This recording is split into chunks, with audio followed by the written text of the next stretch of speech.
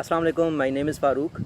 Today I would like to talk about how to select a research topic, how to select a PhD topic.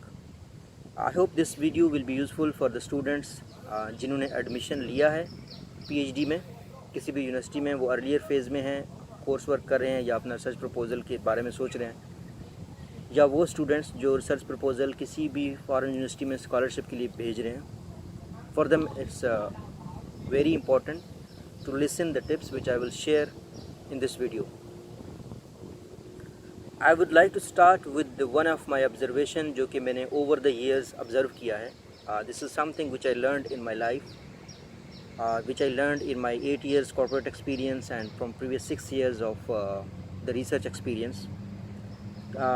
मैंने multinationals में European लोगों के साथ काम किया है. Then I worked with the people in Gulf. Then I worked in China Mobile for 2.5 years. I worked with Chinese. In Malaysia, I work with Malaysian people.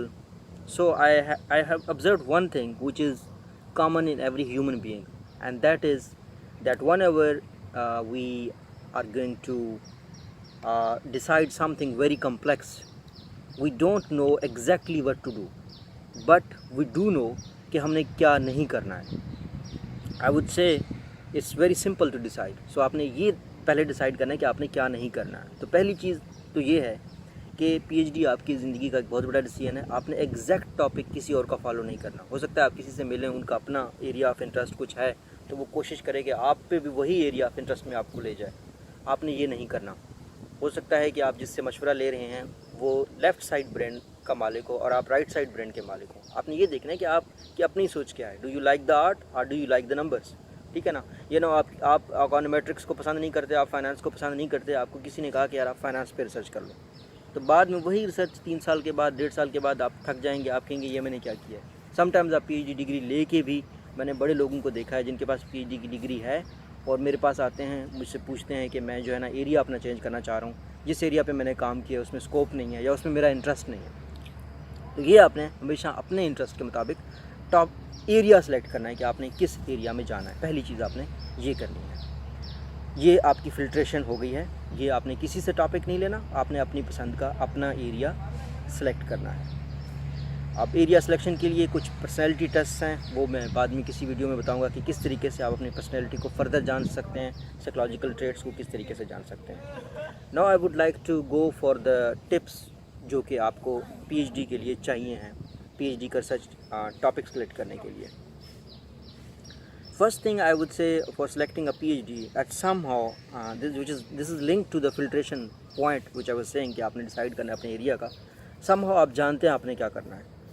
As a human being हमें किसी ना किसी चीज़ में as होता है. आप ये देख लें कि आप लाइफ में कोई ऐसी चीज़ है जिसमें जब भी आप टॉपिक पे बात करते हैं, आप किसी दूसरे लोगों को, अपने आसपास के लोगों को कन्विंस करते हैं, या आपको ये लग रहा हो कि ये जो एरिया है इस पे मैंने जब भी क्लास में प्रेजेंटेशन होती है या जब भी मुझे कहीं पे कोर्स वर्क मैंने मास्टर्स के दौरान में किया है या बैचलर्स के दौरान में किया है, तो क्या जो है ना मैं जिस चीज़ पे मैं सबसे ज़्यादा एक्सपर्ट था, जिस चीज़ पे मुझे अप्रिशिएट किया जाता था, you know that area. And within that area the second thing is you have to brainstorm with the people. Brainstorm in a sense कि आप सीनियर्स के साथ बात करें, आप इंडस्ट्री के लोगों के साथ अगर आपके कांटेक्ट हैं आप उनके साथ पूछें. कुछ साइट हैं जिस तरह रिसर्च गेट हो गया या academia.com हो गया, इस तरह की सर्टन कम्युनिटीज़ हैं, वहाँ पे आप जाएं, अपना लॉगिन बनाएं और लोगों के साथ डिस्कस करें कि this is my area, what they call it, what do you recommend मी, किस तरीके से मैं इसको फर्दर नैरो डाउन करूँ. आपने फर्दर नैरो डाउन करने के लिए उसको आप ब्रेनस्टॉर्म करना है. अब ब्रेनस्टॉर्म में एक तो ये एस्पेक्ट है कि आपने एग्जैक्ट डिसाइड करना है. दूसरा ये है कि आपको उस टॉपिक से क्या फ़ायदा होगा. there is no point to select a topic which is a dying topic. I mean अगर आप किसी ऐसी चीज़ पे, फॉर एग्ज़ाम्पल आप छोटी सी बात करते हैं कि जिस तरह टैक्सी ड्राइवर, मीटर टैक्सी जो कि डिसअपेयर होने वाले हैं, ठीक है ना. आपने ये देखना है कि कोई ऐसा टॉपिक तो आप सेलेक्ट नहीं कर रहे जो कि बिल्कुल ख़त्म होने वाला है. आपने टॉपिक में हमेशा कोई फ़िलासफ़ी की बात करनी है, रेदर देन आपने जो है ना कोई एग्जैक्टली किसी ऐप के बारे में बात करनी है. ये जो कंपनीज़ हैं ख़त्म होती रहती हैं. फॉर एग्ज़ाम्पल जनरल इलेक्ट्रिक की अगर हम बात करें, 1990s में 300 कमोडिटीज़ में डील कर रहे थे, टॉप कंपनी थी. आज जनरल इलेक्ट्रिक आसानी से पीछे होता जा रहा है. अगर आज से 10 साल पहले लोग नोकिया के फ़ोन्स को जिस तरीके से करते थे, तो नोकिया की आज ये हालत है. So the point is you can select these companies कि ये कंपनीज़ क्यों फेल हुए हैं, आपने जो है ना इन कंपनीज़ को किस तरीके से इन कंपनी से दूसरी कंपनीज़ लर्न कर सकते हैं कि वो फेल ना हो। तो दिस इज़ समथिंग जो कि आपके ब्रेनस्टॉर्मिंग को आपको जो है ना जिससे फ़ायदा होगा। Another tip I would like to say, always focus on something positive, not on negative side. I mean, as a researcher, you can say कि यार जॉब स्ट्रेस है, ठीक है ना। आप अगर इस चीज़ पे रिसर्च कर रहे हैं कि जॉब स्ट्रेस के क्या फैक्टर्स हैं, जॉब स्ट्रेस क्यों है, तो प्रॉबली उसमें आप थोड़ा सा एक ये भी ऐड कर दें कि जॉब स्ट्रेस को रिड्यूस कैसे किया जा सकता है, ठीक है ना। आप हमेशा पॉजिटिव साइड पे फोकस करें। आप ये कह सकते हो कि यार कि स्किल्स लोगों में नहीं है, तो आपने at the end of the day इस साइड पे ज़्यादा सोचना है कि वो स्किल्स डेवलप फिर कैसे हो सकते हैं।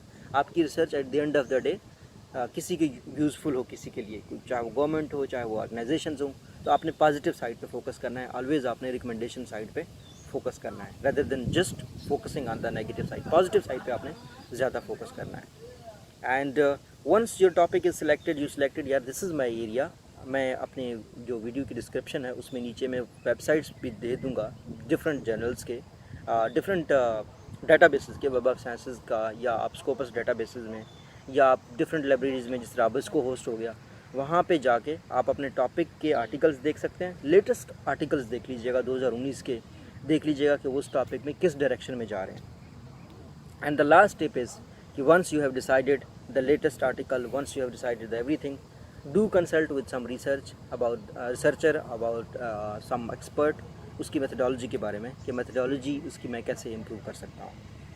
So I would like to summarize it. First point is, आप कभी भी जो है ना टॉपिक किसी से ना लें, ये आपका अपना ब्रेन चाइल्ड होना चाहिए ताकि आप उसको through out your life carry on कर सकें। And the first tip would be कि ऐसा एरिया सेलेक्ट करें जिसमें आपका अगेन इंटरेस्ट हो। आप उसको नैरो डाउन करने के लिए दूसरों से ब्रेनस्टॉर्म करें, हमेशा पॉजिटिव साइड पे फोकस करें, लोगों के साथ अपना टॉपिक डिस्कस करें, और अदर थिंग विल बी के लेटेस्ट रिसर्च के साथ एक दफ़ा उसको वेरीफाई कर लें। आपके अपने फील्ड के जो टॉप जर्नल हैं उसमें रिसर्च ट्रेंड को देख लीजिएगा कि क्या रिसर्च ट्रेंड चल रहा है, उसके बाद उस टॉपिक को रिसर्च करें। और अपने सुपरवाइज़र के साथ कंसल्ट लोगों से मेथोडोलॉजी पे ज़रूर करें, और शेयर करें लोगों के साथ जितना भी आपके आइडियाज़ हैं। आपका आइडिया रिफाइन ही हो सकता है, ठीक है ना। और that's what I wanted to talk to you today, and I hope you will find it useful. Thank you so much.